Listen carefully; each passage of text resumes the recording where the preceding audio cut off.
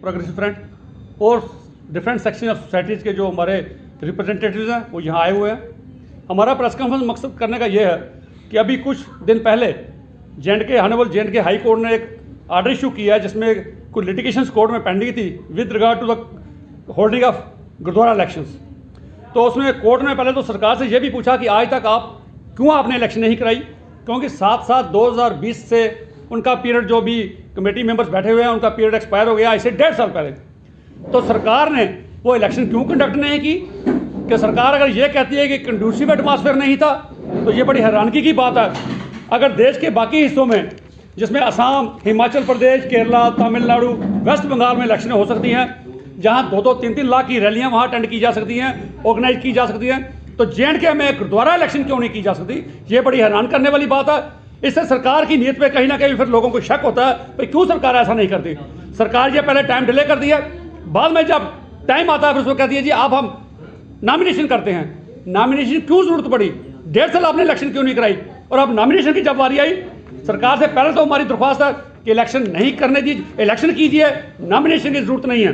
अगर नॉमिनेशन करनी भी है, क्योंकि एक्ट में प्रोविजन है 63C सेक्शन जो है एक्ट की, उसमें प्रोविजन है कि जब सरकार अगर देखती है कि कंड्यूसिव एटमॉस्फेयर नहीं है, इसको इलेक्शन नहीं होल्ड करवा सकती, तो वो नॉमिनेशन करती है।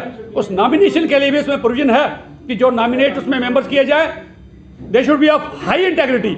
हाई इंटेग्रिटी का मतलब सिख समाज में ये है वो एक गुरसिख होना चाहिए, मर्यादा के अंदर रहत मर्यादा के धारणी होना चाहिए, 5 ककार का धारणी होना चाहिए और असूलों पे चलने वाला शख्स होना चाहिए। तो वो हमारी सरकार से दरख्वास्त है कि ऐसा ना हो। मैं खास करके फारूक खान साहब से भी कहना चाहूँगा, वो इंचार्ज हैं, एडवाइज़र हमारे हाई नंबर एडवाइज़र हैं, और हमारे रेवन्यू सेक्रेटरी शालीन काबरा जी, ये उनकी डोमेन में आता है कि आपके आगे हमारी दरख्वास्त है कि हमें ऐसा ना लगे कि आपने बायस्ड होकर कोई काम किया है। हर सेक्शन सोसाइटी की उसमें इन्वॉल्व कीजिए, किसी एक शख्स की कोई लिस्ट को इंडोर्स मत कीजिए, मेरे कहने पे या किसी इंडिविजुअली के कहने पे इंडोर्स मत कीजिए, वो लोगों को इन्वॉल्व कीजिए। वो हर डिस्ट्रिक्ट एडमिनिस्ट्रेशन को पता होता है कौन कौन लोग यहाँ इंटेग्रिटी के हैं, हाई इंटेग्रिटी के हैं, उन लोगों को इन्वॉल्व करके ये कमेटी बनाई जाए। और साथ ही सरकार को ये भी कहना चाहते हैं कि उसका टाइम बोर्ड रखिए कि टाइम बोर्ड इलेक्शन होना चाहिए। अगर कमेटी बनती भी है, बदकिस्मती से अगर कमेटी बनानी पड़ती है तो टाइम बोर्ड होना चाहिए, टाइम फ्रेम होना चाहिए।